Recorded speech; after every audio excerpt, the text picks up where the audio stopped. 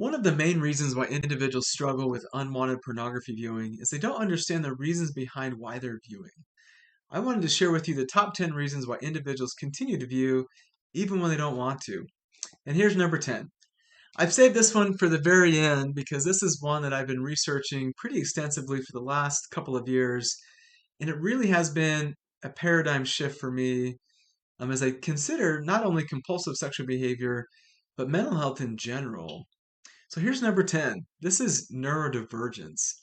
So many of the folks that I've worked with that struggle with compulsive sexual behavior, but also struggle with other mental health concerns that I work with in counseling, are either autistic or have attention concerns and are diagnosed with ADHD or have OCD. These are three of the most common neurodivergent presentations. And so often what we see is viewing sexual images is a type of coping strategy that's meeting some of these underlying needs and concerns that neurodivergent individuals often experience. So often people are searching for an environment that's very controlled, very predictable.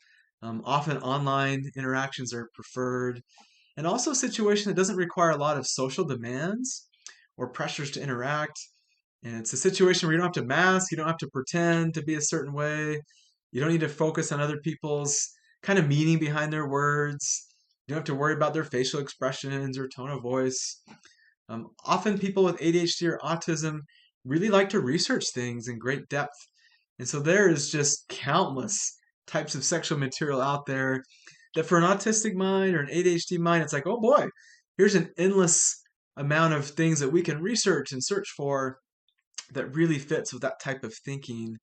Then often for people with ADHD and autism, it can be a struggle to kind of get into a flow state.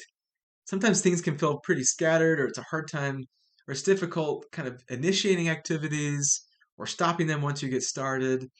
And so being able to engage in a behavior that you can focus on, that's pleasant, that fits with one of your interests, is often really enjoyable.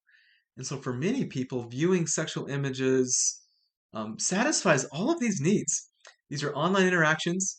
You don't have to worry about the social interaction piece. It's really predictable, it's controlled, it's things that you're interested in, things that you can research, and you can kind of get into this flow state. And so for many of the folks that I've worked with, better understanding if neurodivergence is a part of their pattern for why they're struggling really is the thing that unlocks changing this behavior.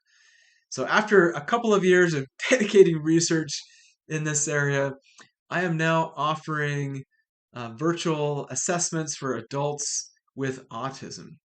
So if that's something that you're interested in or wondering about, but don't want to do a really extensive, elaborate neuropsych assessment that's often unnecessary to help understand if this is an identity that fits you, you're welcome to check out my resources and see if a therapeutic assessment for adult autism makes sense for you to better understand if these traits and characteristics might be some of the major reasons why you have had a difficult time changing your behavior around unwanted pornography viewing.